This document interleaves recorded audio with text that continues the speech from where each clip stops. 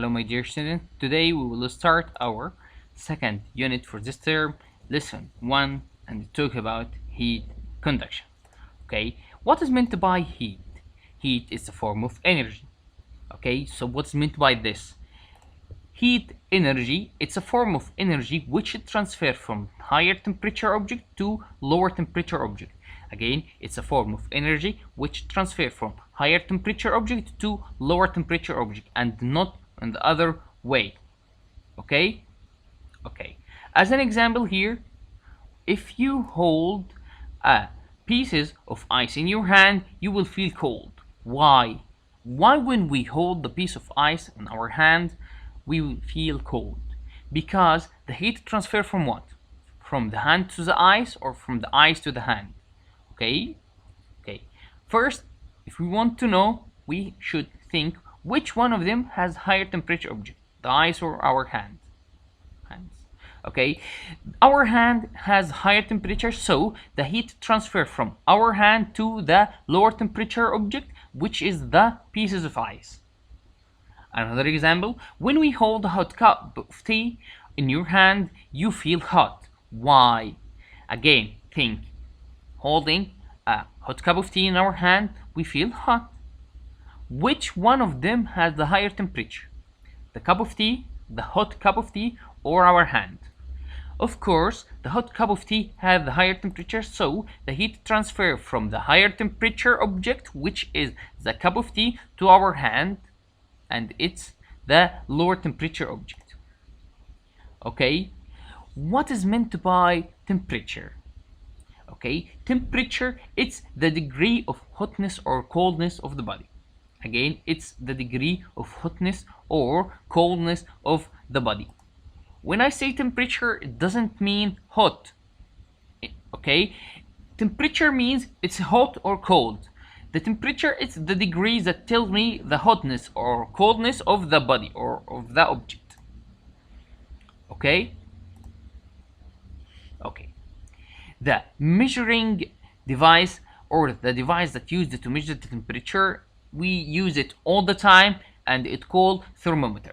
Thermometer is the device that used to measure the temperature.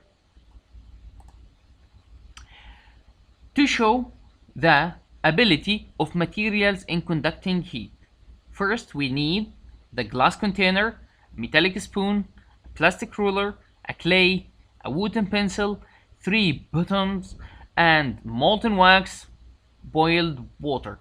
These are the materials that we need to do this activity. Okay, what should we do? The first step, stick the bottom on the ruler, the spoon, and the pencil using the molten wax, then fix them at the edge of the container using the clay. The second step, pour a boiled water in the container to be half filled. Okay, what we observe from this? Let's think. We put the ruler, the spoon, and the pencil in a cup contain boiled water. Think, what should happen? The bottoms fall from the metallic spoon. Why? The bottom falls from the metallic spoon only. Why? Because the metallic spoon is good conductor of heat. Again, the metallic spoon is good conductor of heat, so it allows the heat to transfer from the from the container that contain boiled water to the wax. Then it melts the wax, so the bottom fall. From this, we conclude that materials are classified according to their heat activity or heat conductivity into 2 types: heat conductor and heat insulator. Again, the materials classified into 2 types, and they are heat conductors and heat insulators. Okay. Starting with the heat conductor. What is meant by heat conductor? We learned we learned this at primary 4 in the comparison between metal and non-metal, and we said that the metal is good conductor of heat. What is meant by good conductor of heat or heat conductor? Heat conductor means the materials which allow heat to transfer through. Again, it's the materials which allow the heat to flow through them, like the iron, the aluminum, the copper, and the stainless steel. Okay? If I asked you here, give reason. The copper is considered as a heat conductor. Why? Think. The copper is considered as a heat conductor. Okay? Think. From the definition of heat conductor means materials which allow heat to flow through. So, because it allow heat to flow through, or it allow heat to transfer through. Okay? Second, heat insulators. Heat insulators, they are the materials, it's the opposite of the heat conductor, of course. Okay, so heat conductor materials allow heat to flow through. Heat insulators, materials that don't allow heat to flow through. Again, heat insulators, they are the materials that don't allow heat to flow through. For an example, the wood, the glass, the plastic, the paper, the wool, the rubber, liquids and gases, especially air. Okay, if I asked you here, give reason. Wood is considered as heat insulator or back conductor of heat. From the definition also, okay, heat insulators, they are the materials that don't allow or don't let heat to flow through. So wood is considered as a heat insulator because it don't allow heat to flow through. Okay, the life application on heat insulators. What do we use heat insulators and conductors in our life? Heat insulators, air is used in making insulating a glass window. Again, air is used in making insulating a glass window. What is meant by insulating a glass window, or what is the insulating a glass window? The insulating a glass window, it's a window contain or consists of two glasses of sheets and the space between them filled with air. Why the distance filled with air? Because air is the conductor of heat, means it don't allow heat to flow through and it prevents the leakage of heat.